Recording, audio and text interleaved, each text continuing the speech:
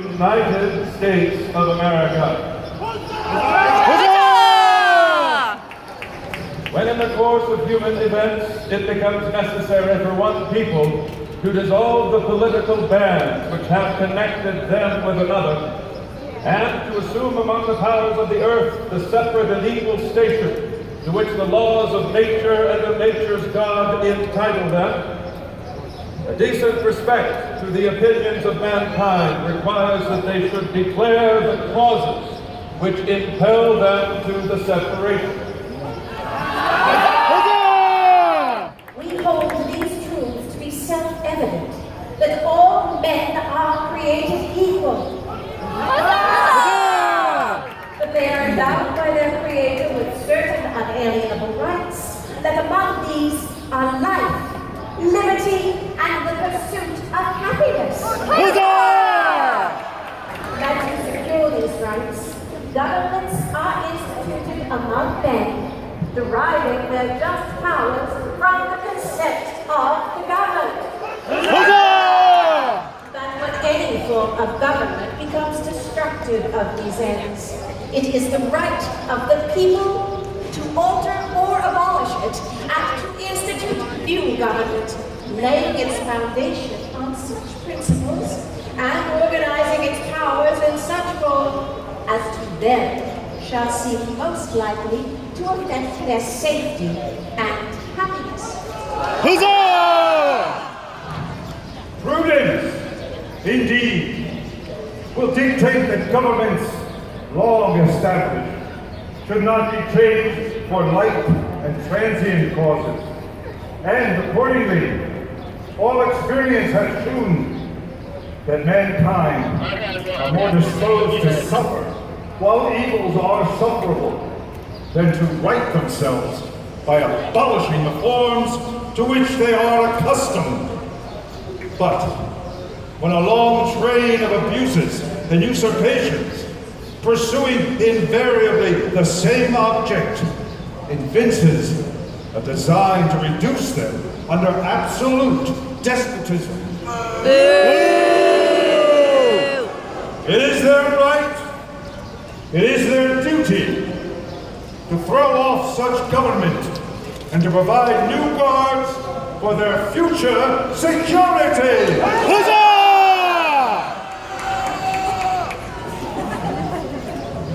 Such has been the patient sufferance of these colonies, and such is now the necessity which constrains them to alter their former systems of government.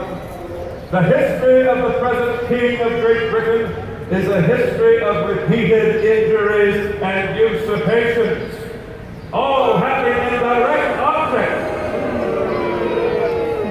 All having in the direct object the establishment of an absolute tyranny over these states. To prove this, let facts be submitted to a candid world.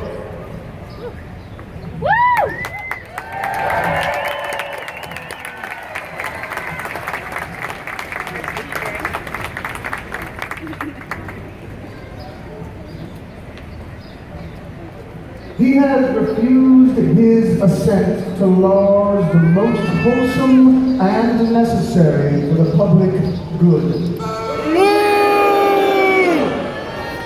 He has forbidden his governors to pass laws of immediate and pressing importance, unless suspended in their operation until his assent should be obtained.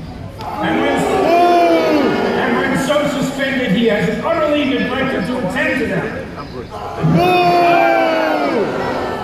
He has refused to pass other laws for the accommodation of large districts of people, unless those people would relinquish the right of representation in the legislature, a right inestimable to them and formidable to tyrants only.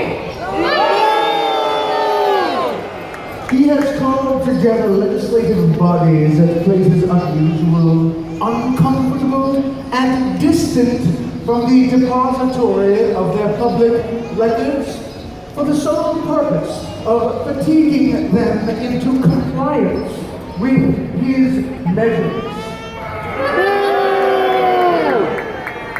He has dissolved representative houses repeatedly for opposing with manly firmness his invasions on the rights of the people.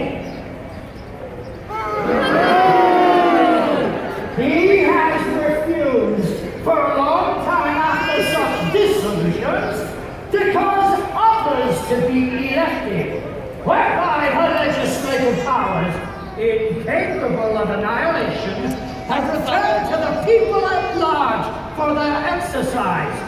The state remaining in the meantime exposed to all the dangers of invasion from without and convulsions within.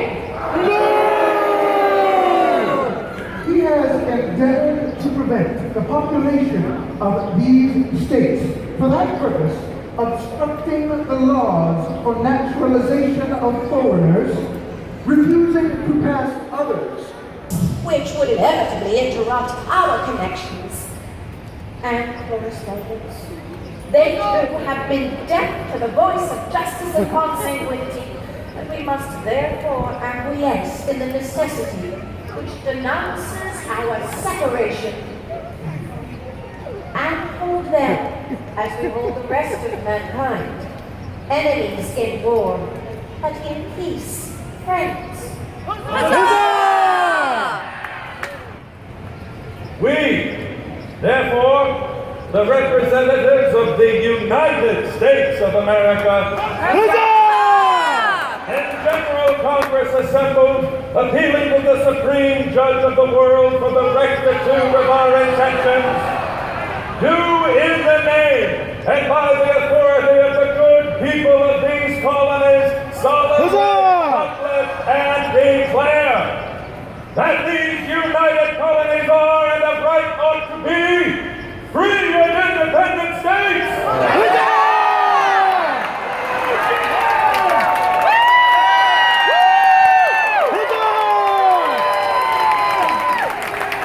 That they are absolved from all allegiance to the British Crown. And that all political connection between them and the state of Great Britain is and ought to be totally dissolved. And that as free and independent states, they have full power to levy war, conclude peace, contract alliances, establish commerce, and to do all other acts and things which independent states may of right do. And for the support of this declaration, with a firm reliance on the protection of divine providence, we mutually pledge to each other our lives, our fortunes, and our sacred honor.